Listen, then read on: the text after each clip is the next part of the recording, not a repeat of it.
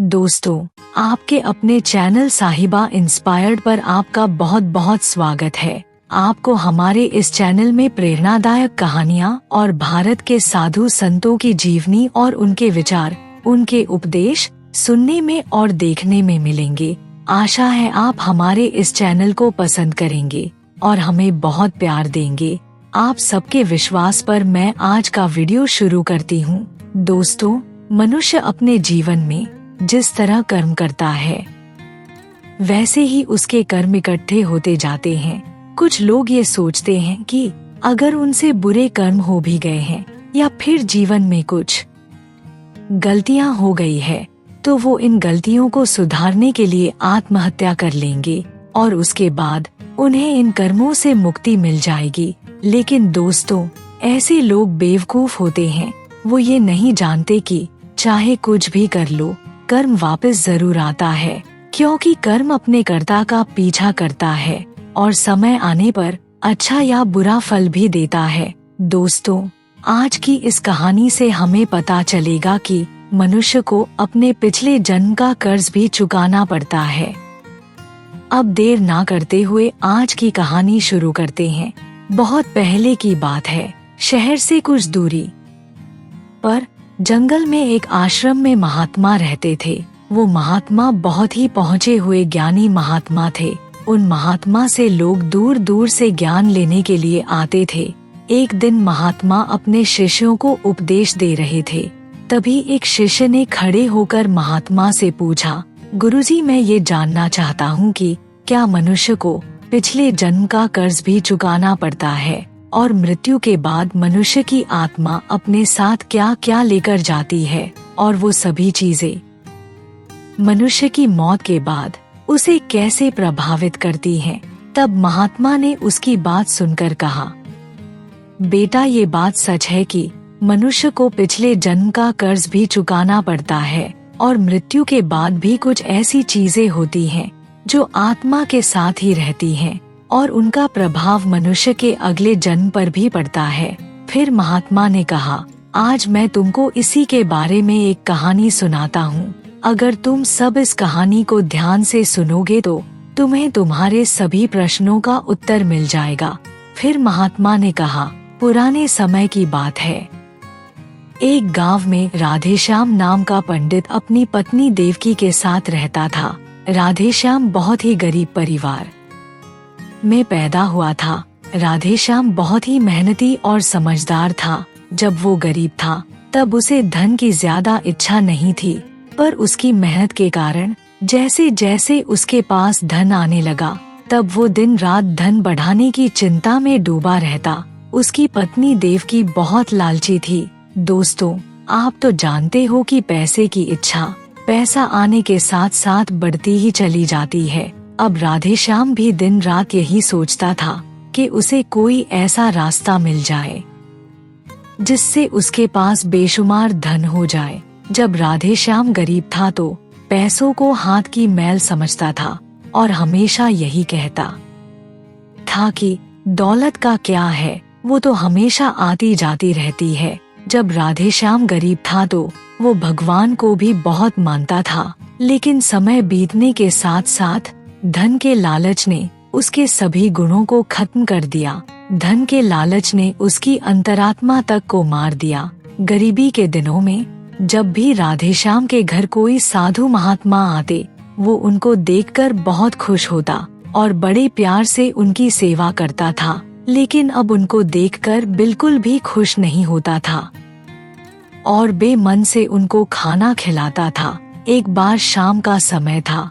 राधेश्याम के घर एक महात्मा आए। उन्होंने राधेश्याम से कहा, बेटा, मैं एक मुसाफिर हूँ और मैंने आगे काशी जाना है, लेकिन रात का समय हो गया है, इसलिए मैं तुम्हारे घर रात गुजारना चाहता हूँ। मैं बड़ी उम्मीद लेकर आया हूँ। उस महात्मा के चेहरे पर बहुत चमक थी और उनकी वाणी मिठास से भरी हुई थी। राधेश्याम ने सुना तो उसने महात्मा को प्रणाम किया और बोला, बाबा, साधु संतों की सेवा करना तो मेरा फर्ज है। तब महात्मा ने मुस्कुराते हुए कहा, बेटा, इस युग में भक्ति भाव से सेवा करने वाले मनुष्य बहुत कम मिलते हैं। ऐसा महसूस होता है जैसे कलयुग में सब कुछ खत्म हो गया है। महात्मा के मुंह से अपनी तारीफ सुनकर राधेश्याम बहुत खुश हुआ। उसने महात्मा से कहा, बाबा, अगर हम आप जैसे महात्मा की सेवा नहीं करेंगे तो हमारा मनुष्य होने का क्या फायदा। ये बोलकर राधेश्याम महात्मा को अपने घर के अंदर ले गया और बड़े आदर के साथ उन्हें बिठाया और बड़े प्यार से उनको भोजन करवाया। उन दिनों में राधेश्याम दान पुण्य के खिलाफ था, लेकिन उस महात्मा की वाणी में कुछ ऐसी बात थी कि उसके विचार पल में बदल गए। ऐसा लगा जैसे बंजर धरती फिर से हरी हो गई। उसकी सेवा से महात्मा का दिल बहुत खुश हुआ। राधेश्याम और महात्मा रात भर परमात्मा की बातें करते रहे। तभी राधेश्याम ने महात्मा से पूछा, बाबा, आप साधु क्यों बने? महात्मा ने हंसते हुए कहा, बेटा, अब मैं बूढ़ा हो गया हूँ। अब सारी जिंदगी दुनियादारी में थोड़े फंसा रहूंगा। कुछ परमात्मा को भी याद करना पड़ेगा। परमात्मा की कृपा से मैंने बहुत तरक्की की है। अपने जीवन में बहुत धन कमाया। मेरे 3 बेटे और 1 बेटी भी है। मैंने अपनी सारी दौलत अपने बच्चों में बांट दी है। इसलिए अब मैं काशी जा रहा हूँ। अपना बाकी समय मैं वहीं पर बिताऊंगा। राधेश याम बड़े ध्यान से महात्मा को देखता रहा, फिर बोला, बाबा, आपने अपना सब कुछ बच्चों को दे दिया या फिर अपने लिए भी कुछ रखा है? राधेश्याम की बात सुनकर महात्मा ने कहा, बेटा, मेरे हाथ में जो पोटली है इसमें मैं 500 सोने के सिक्के रखे हुए हैं। सफर में कभी कभी पैसों की जरूरत भी पड़ जाती है। इसी तरह बातें करते करते महात्मा को नींद आ गई। लेकिन महात्मा की बात सुनकर राधेश्याम की नींद उड़ गई थी। ये सभी बातें उसकी पत्नी देवकी भी सुन रही थी। सोने के सिक्कों की बात सुनकर दोनों का भक्ति भाव खत्म हो गया। रात का पहला पहर खत्म हो गया था। राधेश्याम बार बार महात्मा की पोटली की तरफ देख रहा था और मन में सोच रहा था कि ये पोटली मेरी कैसे हो सकती है। उसका लालच जाग गया था, लेकिन उसकी अंतरात्मा इस बुरे कर्म को करने से रोक रही थी। लेकिन उसका मन सोने के सिक्कों को हासिल करने में अटक गया। कुछ समय दोनों पति पत्नी यही बात सोचते रहे। फिर कुछ देर बाद देवकी ने कहा, आप इतनी गहरी सोच में क्यों डूबे हुए हो? क्या आप भी वही सोच रहे हो जो मेरे मन में है? फिर देवकी ने कहा, हमने इस साधु की बहुत सेवा की है, बदले में हमें कुछ ना कुछ जरूर मिलना चाहिए। अपनी पत्नी की बात सुनकर राधेश्याम बोला, मैं यही सोचकर परेशान हो रहा हूँ। हमारा फर्ज है महात्मा की सेवा करने का, लेकिन अगर हम इनके पैसों को लूट लेंगे तो ये बहुत बड़ा पाप होगा। हमें ऐसा नहीं करना चाहिए। तब उसकी पत्नी ने कहा, आप किस तरह की बातें कर रहे हो? ये महात्मा तो बूढ़ा हो गया है, क्या पता कब इसकी मृत्यु हो जाए। और वैसे ही ये अपना अंतिम समय बिताने के लिए काशी जा रहा है। आप अपने मन की बात सुनो और सोने के सिक्के ले लो। मुझे लगता है परमात्मा भी यही चाहता है। तभी तो परमात्मा ने महात्मा को हमारे पास भेजा है। जो बात हमें नहीं बतानी चाहिए थी, वही बात महात्मा ने हमें बता दी है। राधेश्याम देवकी की बात सुनकर सोचने लगा और फिर कुछ देर बाद बोला, तुम बिल्कुल सही कह रही हो। राधेश्याम ने महात्मा की पोटली उठा तो ली, लेकिन उसके हाथ पैर कांप रहे थे। उसकी अंतरात्मा ने एक बार फिर से उसे रोकने की कोशिश की, लेकिन लालच ने उसे दबा दिया। फिर दोनों पति पत्नी ने पोटली को खोला और उसमें से सोने के सिक्कों को निकाल लिया और उनकी जगह लोहे के सिक्के रख दिए। अगले दिन महात्मा सुबह सुबह जाने के लिए तैयार हो गए, लेकिन राधेश्याम का दिल अभी भी डर रहा था। वो ये सोचकर डर रहा था कि कहीं महात्मा को शक ना हो जाए। इसी सोच के कारण उसका चेहरा पीला पड़ गया था। लेकिन महात्मा को इस बात की कोई खबर नहीं थी। वो तो हंसते हुए बातें कर रहे थे और उनकी सेवा के लिए धन्यवाद दे रहे थे। ऐसी नीच हरकत करने के बाद राधेश्याम ने उदास स्वर में कहा, बाबा, मेरी कोई संतान नहीं है। कृपया भगवान के आगे अरदास करना कि हमारे घर में संतान हो जाए। हालांकि हमने बहुत पाप किए हैं, इसलिए हमारी अरदास का कोई असर नहीं होगा, लेकिन आप तो बहुत बड़े महात्मा हो, भगवान आपकी बात जरूर सुनेगा। तब महात्मा ने मुस्कुराते हुए कहा, बेटा ये तो परमात्मा को पता है कि वो मेरी बात सुनेगा या नहीं, लेकिन मैं तुम्हें आशीर्वाद देता हूँ कि भगवान तुम्हारे घर में संतान जरूर देगा।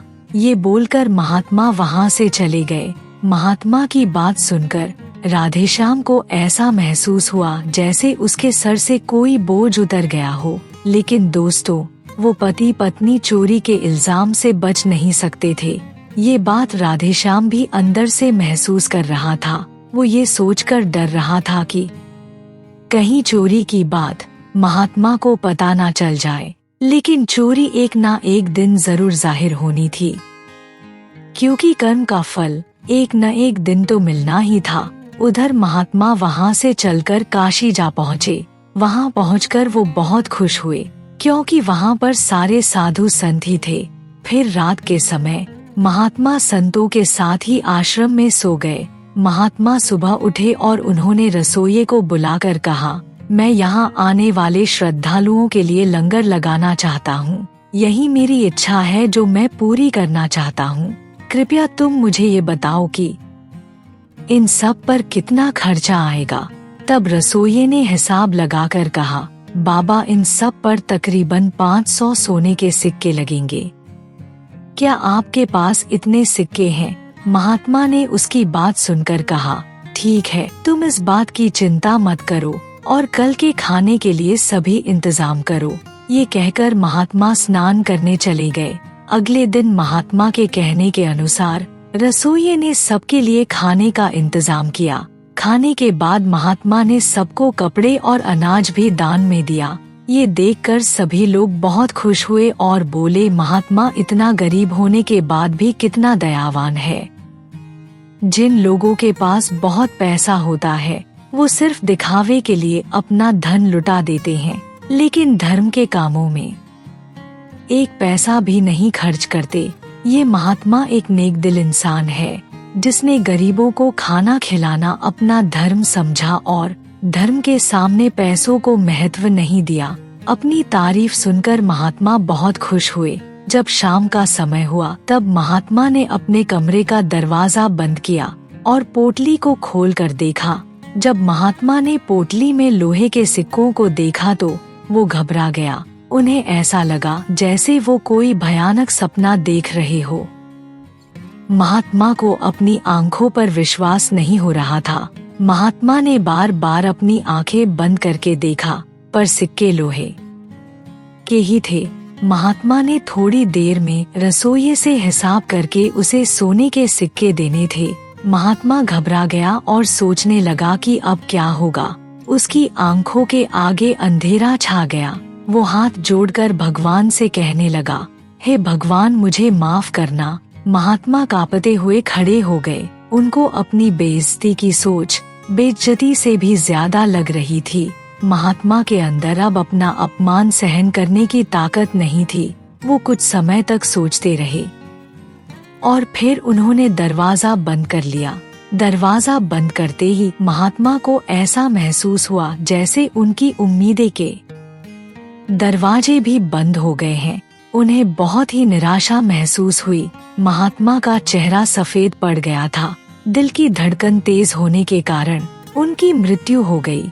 जहां सुबह इतनी सुखमय थी, वहां किसी को नहीं पता था कि शाम इतनी दुख भरी होगी।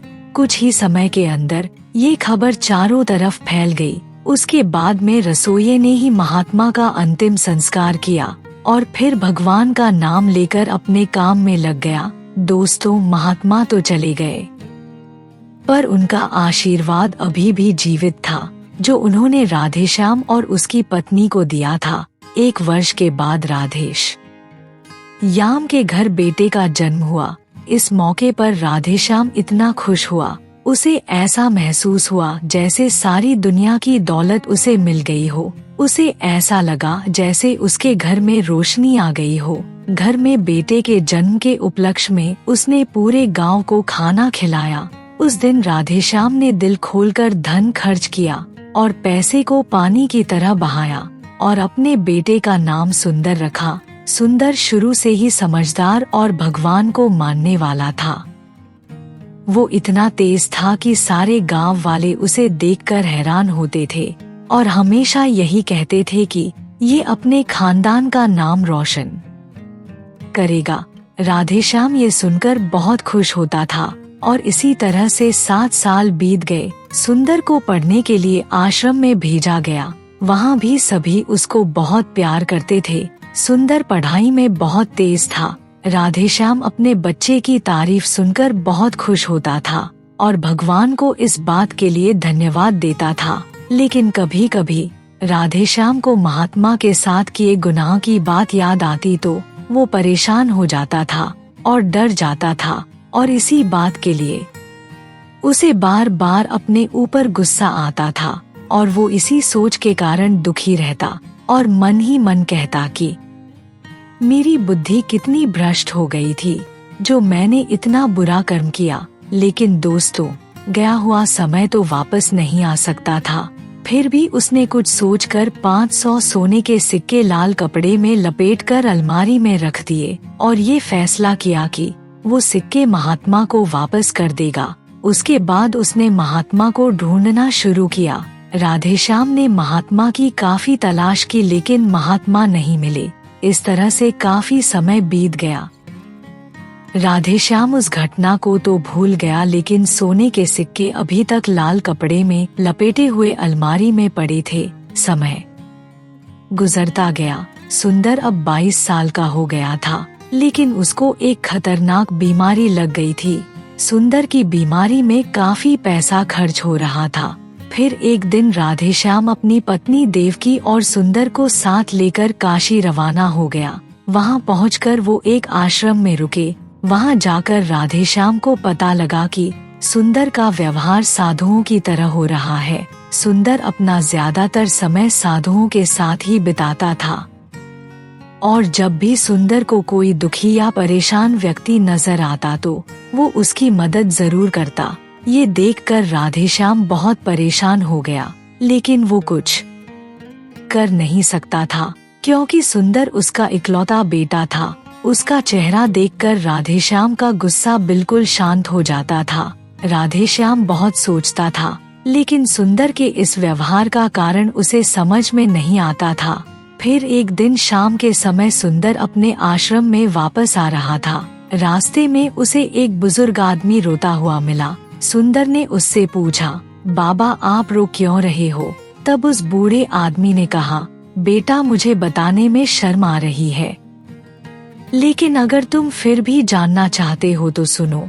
मैं आज आत्महत्या करने जा रहा हूँ क्योंकि मुझे बहुत नुकसान हुआ है और इस कारण मेरे सर के ऊपर काफी कर्ज चढ़ गया है। तब सुंदर ने उसकी बात सुनकर कहा, बाबा ये तो छोटी सी बात है। सुंदर की बात सुनकर बूढ़े आदमी ने रोते हुए कहा, बेटा मैंने अपना कर्ज चुकाना है। अगर मैं अपना कर्ज नहीं चुका सका तो मेरे पास आत्महत्या के अलावा और कोई चारा नहीं है। बूढ़े आदमी की बात सुनकर सुंदर थोड़ी देर चुप रहा।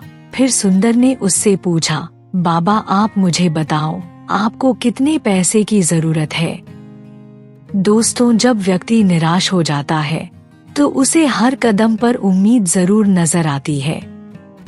उस बूढ़े आदमी ने थोड़ी देर हिसाब लगाया और फिर बोला, बेटा मेरे ऊपर 500 सोने के सिक्कों का कर्जा है। सुंदर ने कुछ देर सोचा और फिर बोला, बाबा अब चिंता मत करो, आप यही गंगा के किनारे मेरा इंतजार करो।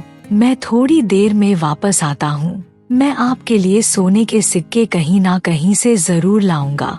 तब बूढ़े आदमी ने उसे कहा, बेटा यहाँ पास में एक धर्मशाला है, तुम वहीं पर आ जाना। उसी समय सुंदर वापस अपने आश्रम में पहुंचा। उसका मन बहुत बेचैन हो रहा था। वो चाहता था कि जल्दी से बूढ़े आदमी की परेशानी खत्म हो जाए। उस समय वो यही सोच रहा था कि बूढ़े आदमी की मदद करना उसका फर्ज है।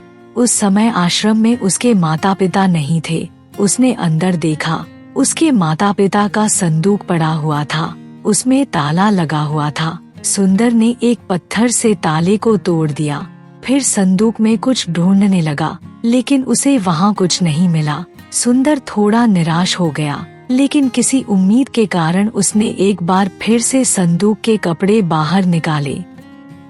तब उसे वो लाल कपड़ा नजर आया। सुंदर ने कांपते हाथों से उसे कपड़े को खोला। कपड़े को खोलते ही उसे सोने के सिक्के नजर आए।